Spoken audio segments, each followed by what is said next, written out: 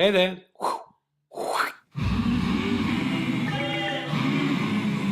Welcome back to Gentle Giants. Today on the show, you're in for a real treat because we're here to see the arrival of our two new gorillas, Yakini and Ganaka, to their new enclosure at Werribee Open Range Zoo.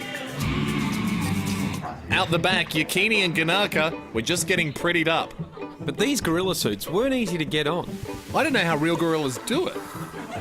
Once we were in, it was time for the zoo to introduce their new gorillas to the expectant crowd.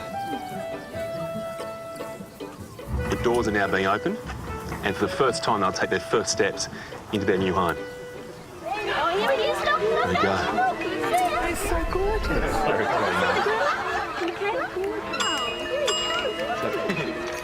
Oh wow, they're incredible. I've never seen it so close up. Wow.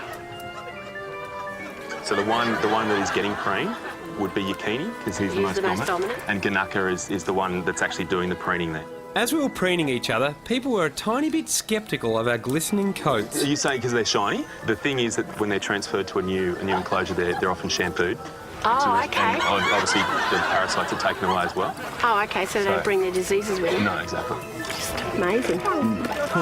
Nice save, Dr. Chris. We're just saying that it's amazing. See them up this close. Don't realise how big they are. They're huge.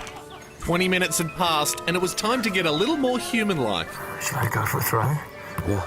They had a group of gorillas at Melbourne Zoo that got quite overweight, so they're big on the games and exercise. Keep them fit. Yeah. Ganaka, the one down the front. That was an amazing throw. Wasn't it? Here we go. There's only the two of them. Yeah, so they're two males, a 13 and a 14-year-old. They're brothers. Okay. But because they're brothers, they also have a bit of a rivalry. How do they discover who's the dominant one then? Through fight. Through a fight? Yeah. Yep, through a fight. And I was about to start one.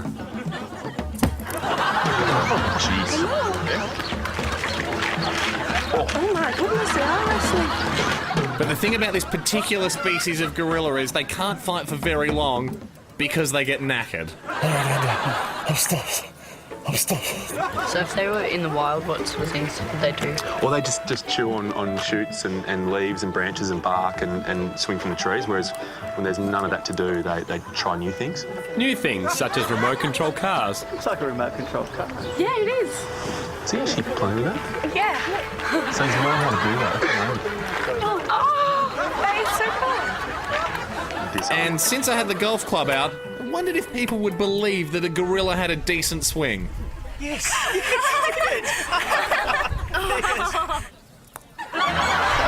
was pretty spot on. Golfing was hard work, so I thought I'd reward myself with a scratch. Yeah, probably a bit too much of a scratch, I thought.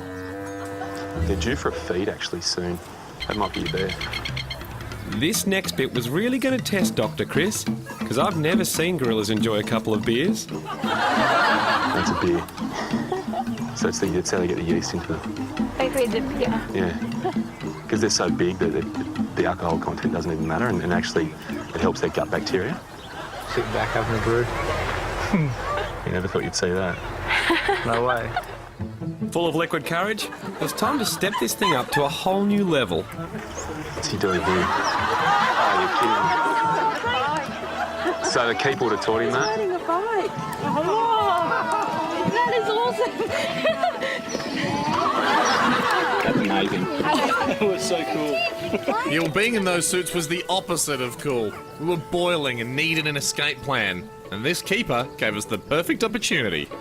Ready? 1, 2, 3. Let's get a car. Like they want to turn. They're getting in trouble. He's not. They're smiling, mate. They're out of here. I think you could probably... Did that just really happen?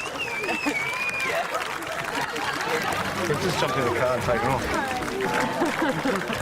I've never seen that happen before. You seen that happen before?